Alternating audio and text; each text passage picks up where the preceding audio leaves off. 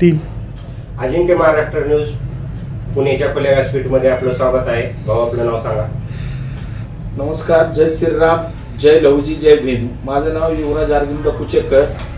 मी झोपडपट्टी हडपसर विधानसभा भारतीय जनता पार्टीचा अध्यक्ष आहे.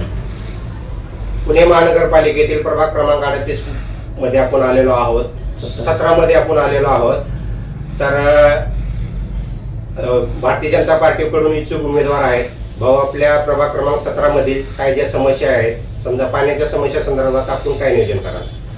पाण्याच्या समस्यात नियोजन म्हणजे असं करणं की लोकांच्या घराघरी तर नळ आहे, पण त्या नळाला पाणीच नाहीये.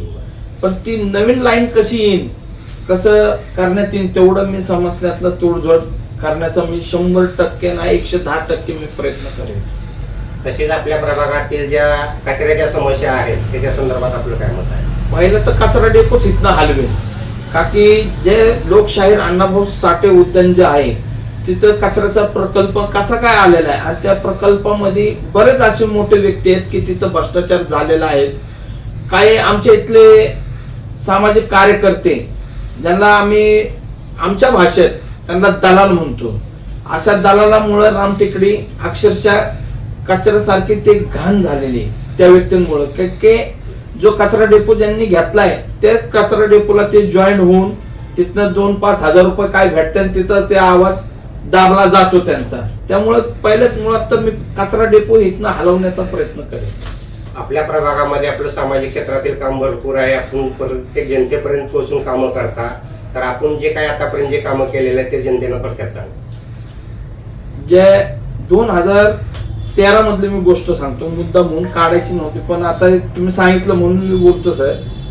2013ला एक असा किस्सा झाला की एक 12 वर्षाचं पोरग टँकर खाली आलं, पाण्याच्या टँकरने त्याला उडवलं गेलं आणि त्याचा पाय गेला.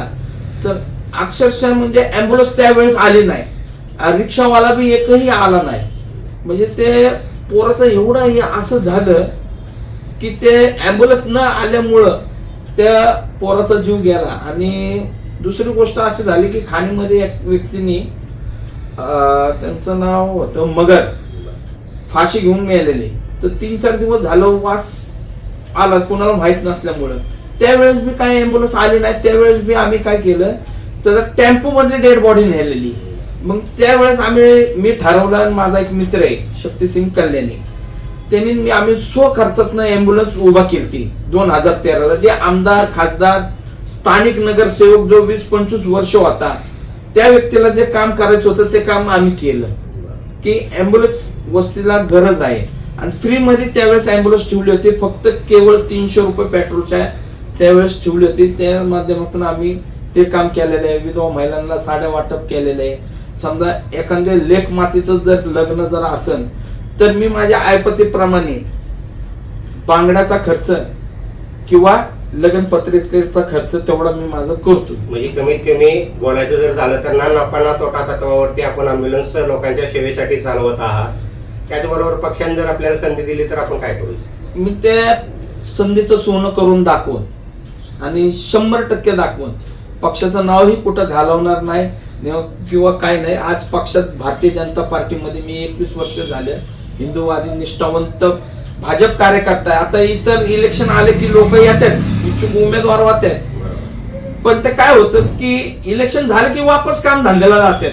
म्हणजे पक्षाशी काय घेणं देणं नाही. पण आम्ही 24 तास पक्षासाठी उपलब्ध आहे आणि जनतेसाठी बी उपलब्ध आहे.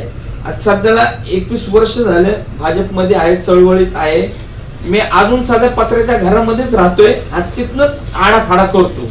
लोकांसारखं बंगल्यात राहून मी करत नाही. आणि मुळात म्हणजे आज रामटेकडीला बरेच वर्ष झाले, म्हणजे 50-60 वर्ष झाले, ज्यावेळेस आमच्या आजोबांनी वस्ती बसवली. उत्तम बळीराम कुचेकर हे आमचे आजोबा, ह्यांनी जी वस्ती बसवली होती त्यावेळेसपासून आम्ही, म्हणजे आमची जवळ 4थी-5वी पिढी आहे इथं. तर जसं मला कळतं इथला स्थानिक नगरसेवक अजूनपर्यंत कोणी झालेला नाही. समजे जे झाले समजे बाहेरचेच झालेले. त्यामुळं आम्ही एक मुद्दा धरलाय की स्थानिक असावा. म्हणजे तुमचं थोडक्यात म्हणणं आहे की जनतेने स्थानिकाला प्राधान्य द्यावं, जेणेकरून जनतेची कामं करता येईल. अजिंक्य महाराष्ट्र न्यूज पुणे प्रतिनिधी कांताभाऊ राठोड.